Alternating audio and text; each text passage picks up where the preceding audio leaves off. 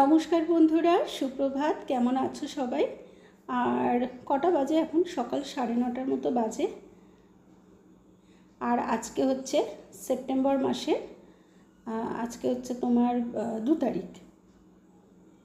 দেখতে দেখতে সেপ্টেম্বর মাস পড়ে গেল না? আর এবারে তো সেপ্টেম্বর মাসেই দুর্গা পুজো।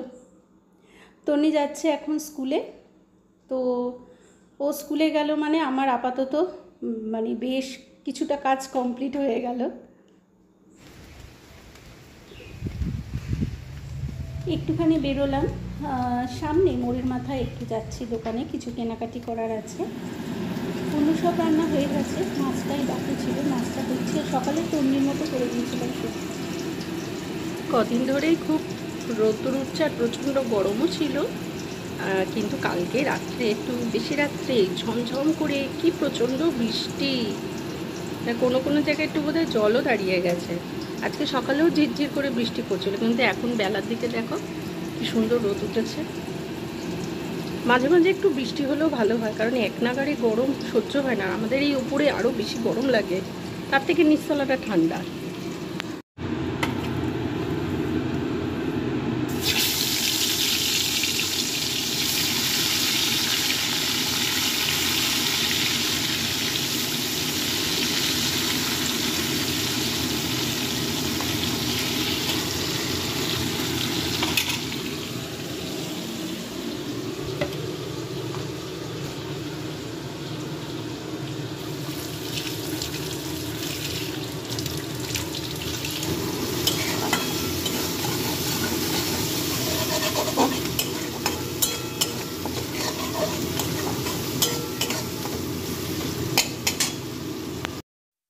এই মাছের ঝোলটাই বাকি ছিল, হয়ে গেল, রান্নার সব কমপ্লিট।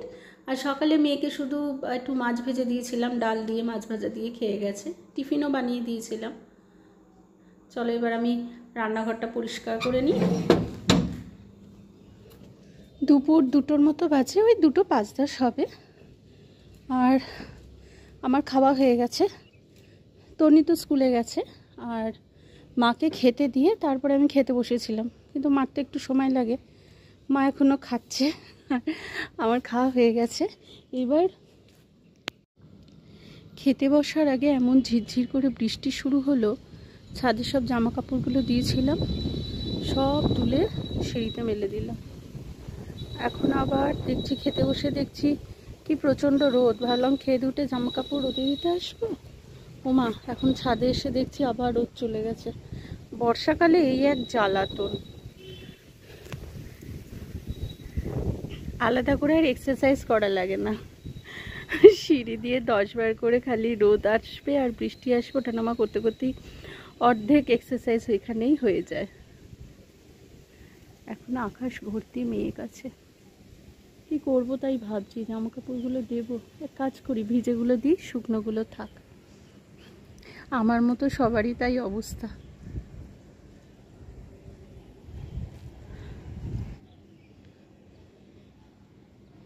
না, ভিজেগুলো দিই, শুকনোগুলো মানে আধ শুকনো আর কি, সেগুলো সিঁড়িতে থাক। কিন্তু কি সুন্দর হাওয়া দিচ্ছে।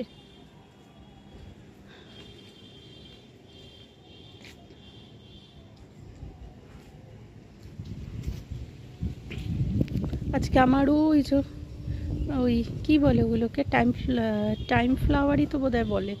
ওগুলোতে বেশ 2 জায়গায় 5টা ফুল ফুটেছিল। এখন অবশ্য নেতিয়ে পড়েছে, কি ভাল লাগে না। 9 o'clock মনে পড়েছে। সকালবেলা একটু রোদ উঠলেই ফুটে ওঠে, কি ভালো লাগে দেখতে। না যাই, জামা কাপড়গুলো দিয়ে যাই। মায়ের বোধহয় খাওয়া হয়ে গেছে, নিচে যাই এক্ষুনি, নালে আমায় ডাকবে। ওদিকের আকাশে কি মেঘ, এইগুলো হচ্ছে সাদা মেঘ, আর এই জায়গাটা হচ্ছে পুরো কালো মেঘ।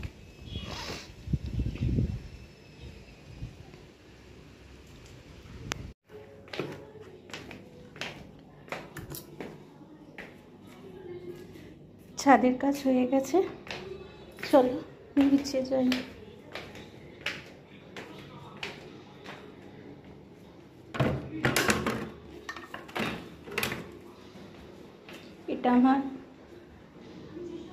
এই বাটিটা মেয়ের ছোটোবেলা খেলা বাটি খেলতো, তার মধ্যে থেকে একটা বাটি এখানে রেখে দিয়েছি। এটাতে আমাদের ওই বিড়ালটা দুধ খায়। এই বিড়ালটা বলে না, এটা হচ্ছে বিড়ালকে কোনো বিড়াল এলে এই বাটিতে করে দুধ দিই। আপাতত এখন যে কালো বিড়ালটা আছে সেই বিড়ালটাই খায়। বিকেল 5টা বেজে গেছে আর মেয়ে স্কুল থেকে এসেছে, এসেও খেতে বসেছে। এদিকে দেখি মা কী করছে। মা টিভি দেখছে, দুপুরে ঘুম থেকে উঠে পড়েছে। মায়ের শরীরটা একটু খারাপ ছিল, তা এখন দেখছি একটু ভালো আছে। থাক, মা টিভি দেখুক। টিভিটা চললে আমি একটু দরজাটা বন্ধ করে রাখি, মানে সব সময় না, এই সন্ধ্যের দিকে একটু তন্নি পড়তে বসে। শুভ সন্ধ্যা বলছি বটে, কিন্তু এখন 8:30 বেজেছে আর কি, ওই রকম 8টা বেজে গেছে। আর বিকালবেলা মেয়ে আজকে তো স্কুলে গেছিলো, স্কুল থেকে এসে খেয়ে দিয়ে একটু পড়তে বসলো। তারপর আবার আজকে পড়া ছিল, তো ওকে পড়তে দিয়ে এলাম। আবার আমি এখনও দেখো বাইরের পোশাক ছাড়িনি, আবার যাবো ওকে আনতে। দেরি আছে, অনেকটাই দেরি আছে। আর আমার আজকে বিকালে টিউশন ছিল, তো টিউশন করে তারপর ওকে দিয়ে এলাম। ওর পড়াটা একটু দেরিতে ছিল। আর মেয়ে ও কোথাও পড়তে গেলে বা স্কুলে গেলে, ও চলে যাওয়ার পর আমার সবার আগে ফার্স্ট কাজ হলো ঘরটার গোছানো।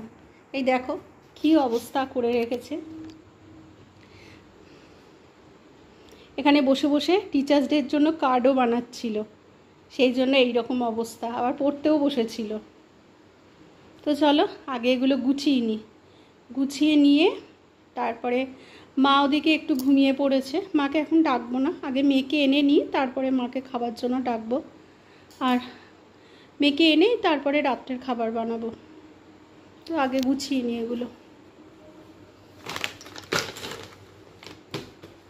এই যে সানফ্লাওয়ারটা, এইটা আমাদের এই ব্যালকনিতে রেখেছিলাম, কিন্তু এত হাওয়া দেয় 2 মিনিট অন্তর অন্তর খালি পড়ে যায়। আর ফুলদানিটা খুব পলকা, দেখো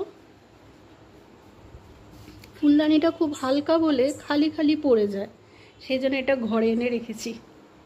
ভালো লাগছে না বলে? এখানেও ভালো লাগছে, তবে বারান্দায় না, মানে ব্যালকনিতে বেশি ভালো লাগবে।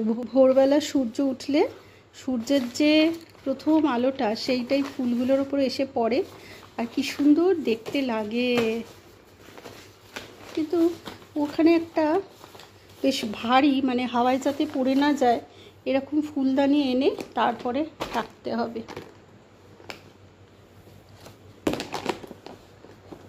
চল একটু কাজ সেরে নিই, তারপর মেয়েকে যাবো আনতে। দেখো অবশেষে পরিষ্কার করে দিয়েছি ঘরের মধ্যে। এই বিছানাটা যদি বেশ পরিষ্কার থাকে, ঘরের সৌন্দর্য অনেকটা বেড়ে যায়। দেখো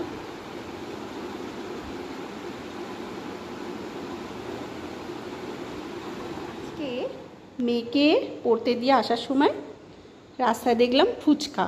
এবার আমি আর মেয়ে দুজনে মিলে ফুচকা খেতে তো অত্যন্ত ভালোবাসি। আমি যতটা ভালোবাসি মেয়ে আরও বেশি ভালোবাসে। তা আমি ওখানে দাঁড়িয়ে একটু খেলাম, আর মেয়ের জন্য এনে রেখেছিলাম। ও জানতো না যে আমি ফুচকা এনেছি, দেখেও রিয়াকশান। প্রায় অনেকক্ষণ পর আবার এলাম। আর আজকে রাতে ডিনারে আমাদের কি বলো তো, আজকে রুটি তরকারি করিনি, আজকে চাউমিন। আসলে তন্নি পড়ে এসে ফুচকা খেলো, এবার ওর পেট একটু ভরা আছে তো সেরকম। আর আমিও ওকে দিয়ে এসে আসার পথে একটু ফুচকা খেয়েছিলাম, মানে আমি খেয়েছিলাম আর ওর জন্য নিয়ে এসেছিলাম। তো সেই কারণে পেটটা একটু ভরা আছে, তাই ভাবলাম রুটি তরকারি আর করতে হবে না, কারণ অল্প একটু কিছু খাবার হলেই হয়ে যাবে রাত্রে। সেই জন্য চাউমিনই করলাম, অল্প করে একটু চাউমিন খেয়ে নেবো সবাই। চাউমিনটা আমি সেদ্ধ করে নিয়েছি, দিয়ে একটু ঠান্ডা হতে দিয়েছি।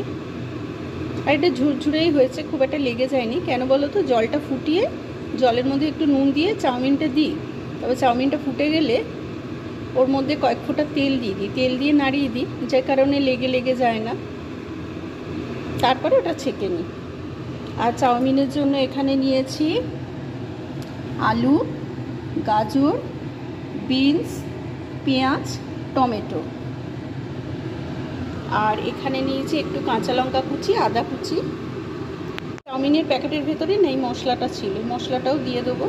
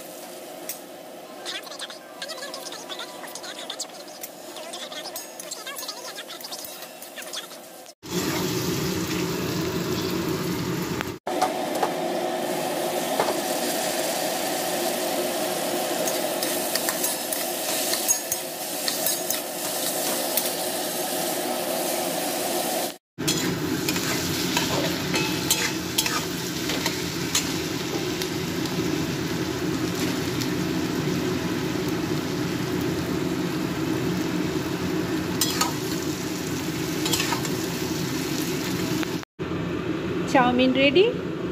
এবার এই মশলাটা দিয়ে দিই।